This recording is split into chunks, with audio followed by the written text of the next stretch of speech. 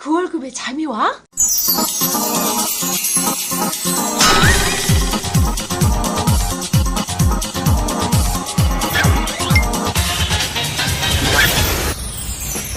그 월급의 잠이와는 월급이 전부인 2천만 월급쟁이들의 불면증을 해소하는 방송입니다. 예, 안녕하세요. 반갑습니다. 그 월급에도 잠이 오게 하는 방송 머니스토리 TV 뭉치 양승민입니다. 반갑습니다. 인사하시죠? 네, 반갑습니다. 에세다빠 성철입니다. 네. 예, 쫄보 표현봉입니다. 예, 자 이제 봄도 오고 날씨도 따뜻해지고 오늘은 또 따뜻한 인생 얘기 한번 해보도록 하겠습니다. 자, 우리 쫄부님, 쫄부님 아니죠? 예, 저는 오늘 잘 한번 보려고요. 네네. 간단히 한번 소개 한번 해주시고요. 오늘 어떻게 좀 진행할지 한번 얘기 좀 해주시죠. 네네. 저는 포트인 교육센터장 손우철이라고 하고요. 오늘 우리가 이제 연금이라고 예. 사실 노후자금이 중요하다라고 다들 생각들은 하시는데 예. 막상 만나보면 네. 제대로 준비하시는 분들이 많지는 않으신 것 같아요. 많지 않죠? 네, 보면 그러니까 이건 시스템의 문제인 것 같거든요. 시스템. 네네. 어떤 시스템? 그러니까 보면 사실 사람들은 기본적으로 어떤 성향이 있냐면 먼 미래에 대해서 낙관적으로 생각하는 경향이 상당히 강합니다. 그렇지. 그러다 보니까 지금 돈이 있어도 뭐 이게 미래를 준비한다라기보다도 이제 미래는 낙관적일 것 같은데 내가 왜 굳이 지금부터 준비하냐 이런 생각들 많이 한다라는 거죠. 그렇죠. 그래서 예. 이거 시스템을 바꿔줘야 되는데 예. 제가 한번 여쭤보면 월급을 받아서 네. 먼저 돈을 쓰고 남는 돈을 저축한다. 이 가능할 것 같아요? 이제 월급이 작지 이제 우리는. 네. 그럴 수 있고. 쫄부는 잘 돼요? 아니, 그건 뭐 말이 안 되는 소리죠. 일반적으로는 죄다 월급을 받으면 뭘 남기는 게 아니라 다 사라지게끔 다들 시스템이 신용카드 시스템이 다 구축돼 있으시잖아요. 그렇죠. 그러니까 안 된다고 예. 봐야 될 것 예. 같은데. 네, 그래서 사실은 우리가 이 시스템을 바꿔줘야 될 것 같은 게 저는 공제가 참 괜찮은 상품 같아요. 공제. 예. 그러니까 군인공제, 직업군인들이 군인공제 정말 좋아하시거든요. 네네네. 근데 이유가 뭐냐면 월급을 받아서 쓰고 저축하는 개념이 아니고요. 일단 월급을 받아서 먼저 저축부터 하고 남들 쓰게 만드는. 그러니까 공제 장점은 다른 게 아니고 우리가 월급이 들어와서 여기에서 공제가 빠져나가는 게 아니고요. 먼저 월급에서 공제가 빠져나간 다음에 남는 돈이 월급처럼 이제 통장에 들어오죠. 선저축 시스템. 그렇죠. 그러니까 흔히 이제 보험사가 예전에 강조했던 강제저축인데 뭐 이걸 꼭 연금으로 말해 이게 아니고 우리가 먼저 돈을 저축하고 남 돈을 쓰는 형태로 시스템을 바꿔주는 것이 사실은 노후자금 마련이 진짜 중요하거든요. 그렇지. 예. 근데 알긴 하는데 그게 쉬워야 말이죠. 예. 그렇지. 예. 좋은 방법이 있습니까? 노력 많이 합니다. 그래서 저 같은 경우도 네. 와이프도 그렇고 저도 그렇고요.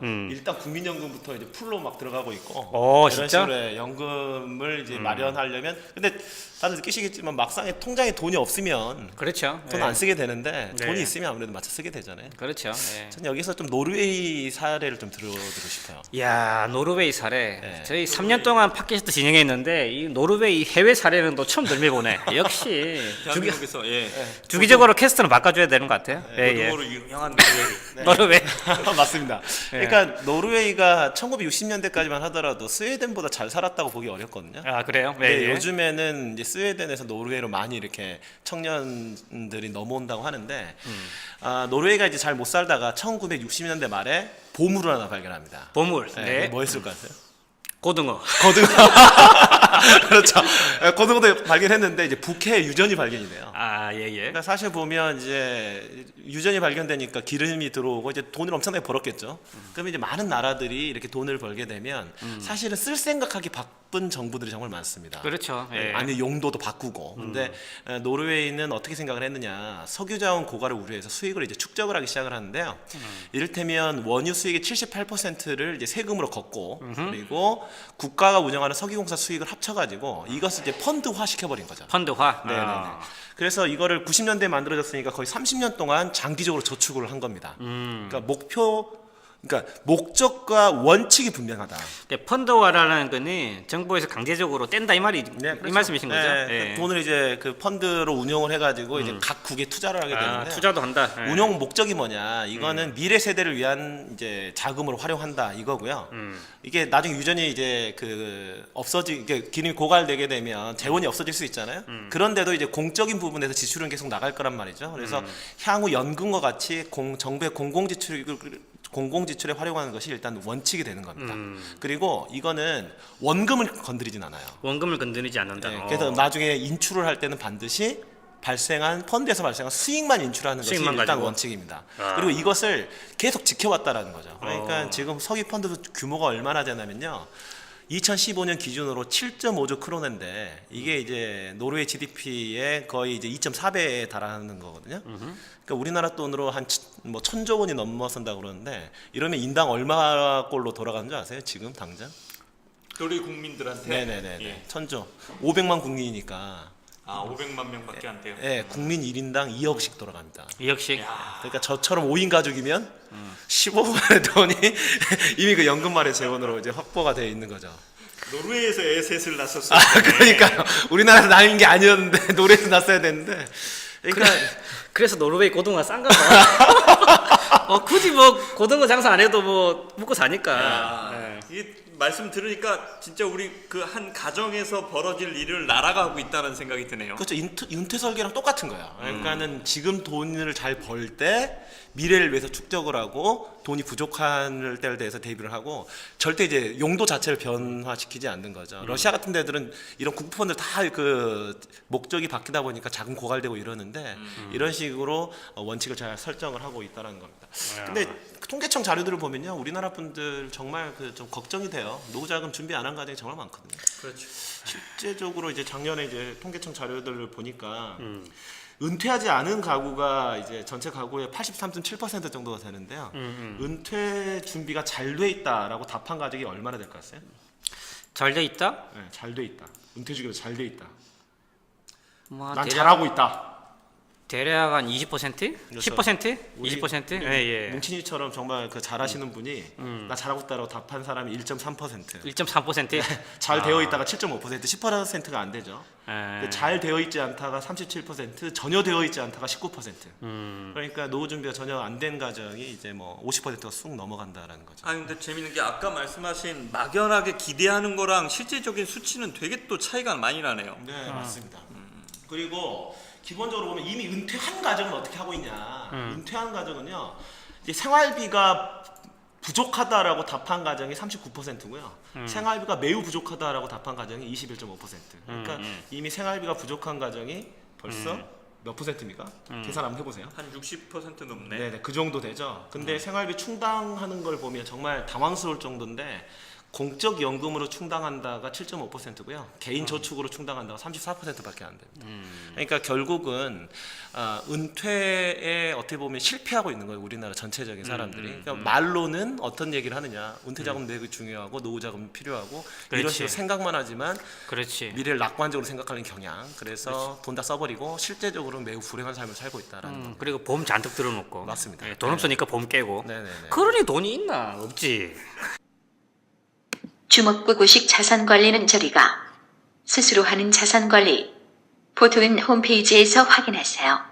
와우. 기가 찬다. 네. 예. 국민연금 다들 가입하시잖아요. 예, 예. 얼마 정도 나중에 받을 건지 대충 아세요? 어떻게 보면 어. 가장 기본 되는 게 공적연금인데 솔직히 저는 국민연금에 대한 기대치가 낮아서 네. 별 관심이 없습니다. 저는 예. 제가 저번에 해보니까 저 90몇만 원 현대가치로 받는다고 확인해봤는데요. 네네. 국민연금 공단에 들어가 보니까 실제적으로 국민연금 통계를 보니까요. 20년 이상 가입자들의 국민연금 평균 수령액이 88만 원 정도 되거든요.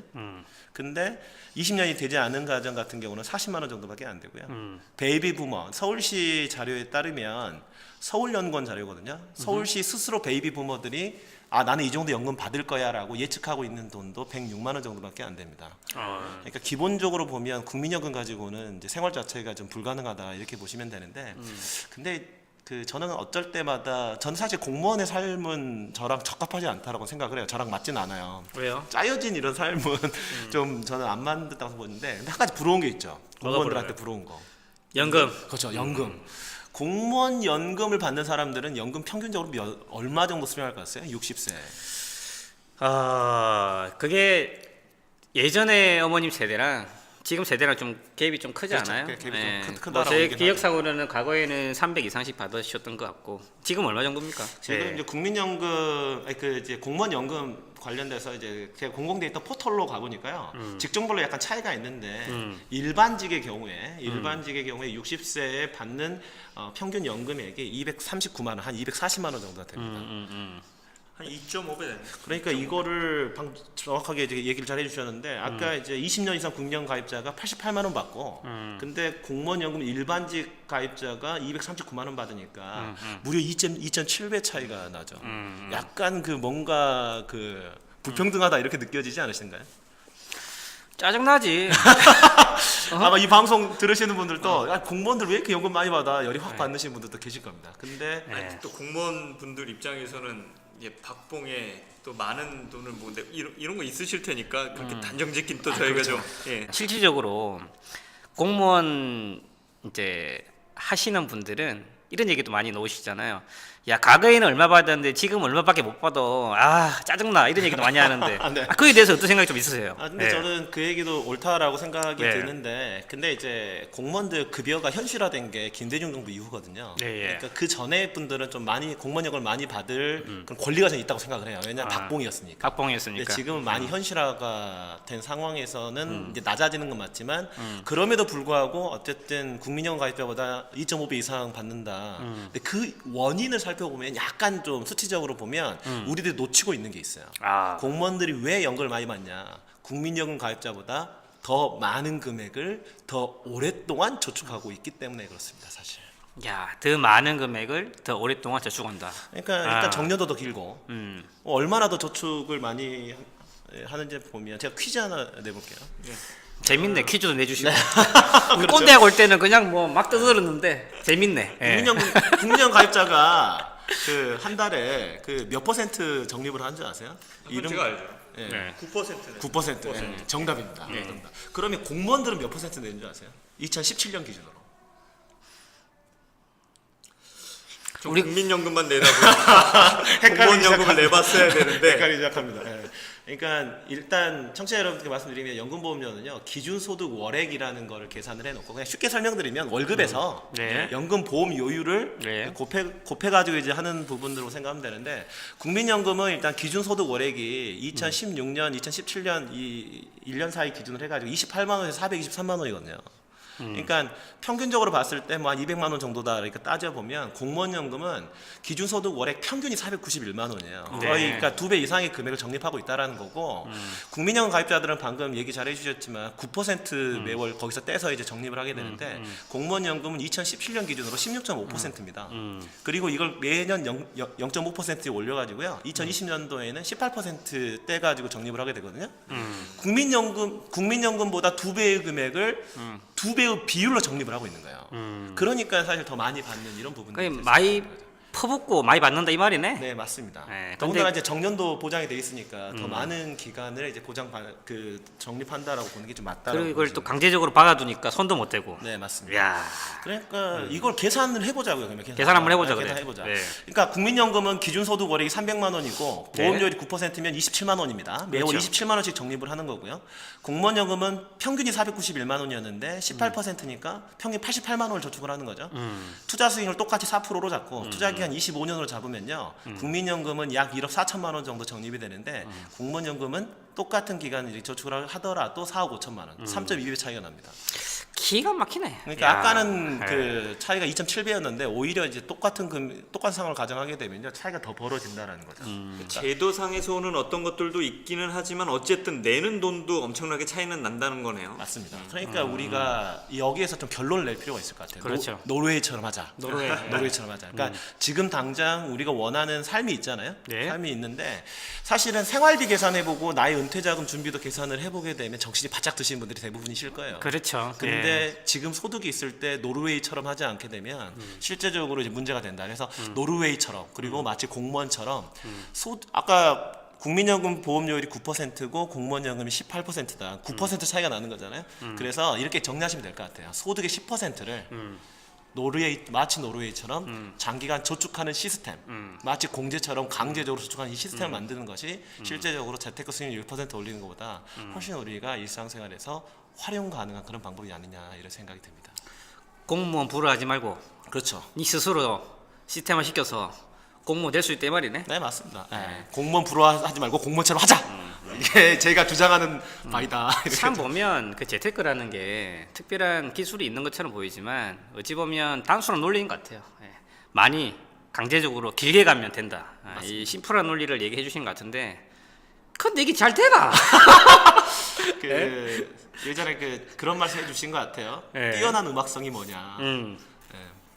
뭡니까? 똑같은 곡을 끊임없이 반복할 수 있는 그런 연습량이 견딜 수 있는 훈련 방법이라고 국립국악원 악장님이 저한테 얘기해 주신 적이 있는데 마치 우리가 노후자금 만든 그것과 동일한 노력이 필요하지 않느냐 이런 생각이 듭니다.